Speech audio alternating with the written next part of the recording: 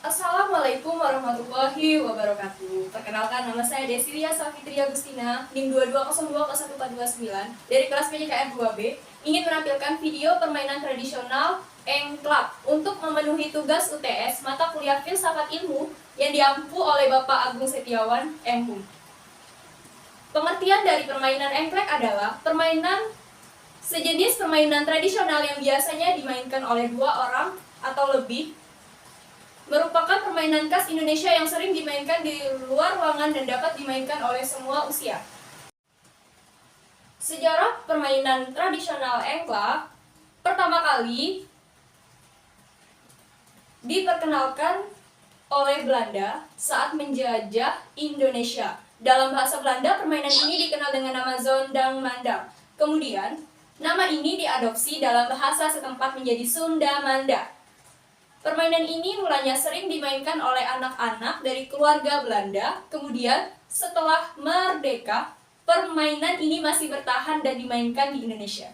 Bahkan kini, permainan engklak dikenal sampai seluruh pelosok negeri.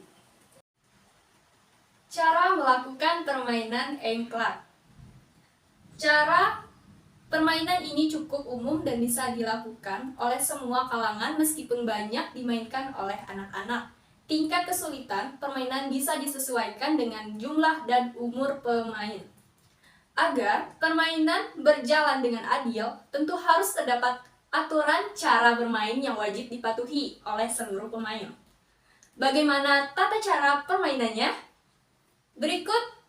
Sebelum memulai bermain, semua pemain harus melakukan hompimpa terlebih dahulu untuk menentukan giliran. Yang kedua, pemain pertama akan memulai melemparkan gaco ke kotak nomor 1. Gaco biasanya digunakan berupa pecahan keramik, batu, atau genting yang memiliki permukaan datar agar mudah mendarat tepat pada sasaran. Selanjutnya, ketika melempar gaco, pemain tidak boleh melebihi kotak yang sudah disediakan. Jika melebihi, maka akan dianggap gugur dan digantikan oleh pemain lain. Ketika gaco telah mendarat di kotak, pemain harus melompat ke area yang ada di sebelahnya dengan satu kaki. Selanjutnya, permainan dilanjutkan dengan mengulang langkah yang sama untuk nomor selanjutnya.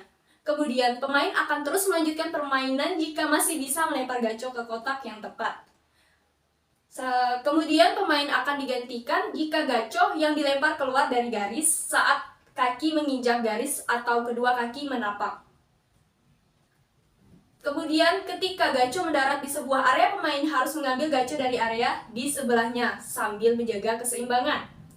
Selanjutnya, pemain boleh beristirahat dan menurunkan kedua kaki pada area tertentu. Pemain harus melewati semua nomor secara berurutan dan mengambil gaco tanpa menjatuhkan kaki. Kemudian sesampai di puncak, gambar pemain harus mengambil gaco dengan membelakangi area. Saat mengambil, tangan pemain tidak boleh menyentuh garis. Kemudian setelah sampai ke nomor terakhir, pemain harus kembali ke nomor sebelumnya dan kembali ke posisi awal, memulai permainan. Pemain yang memiliki rumah paling banyak dari kotak akan keluar sebagai pemenangnya. Manfaat permainan engklak untuk olahraga. Pertama, kemampuan fisik anak menjadi kuat karena dalam permainan engklak, anak diharuskan melompat-melompat. Yang kedua, mengasah kemampuan bersosialisasi dengan orang lain dan mengajarkan kebersamaan. Ketiga, mengembangkan kecerdasan logika anak.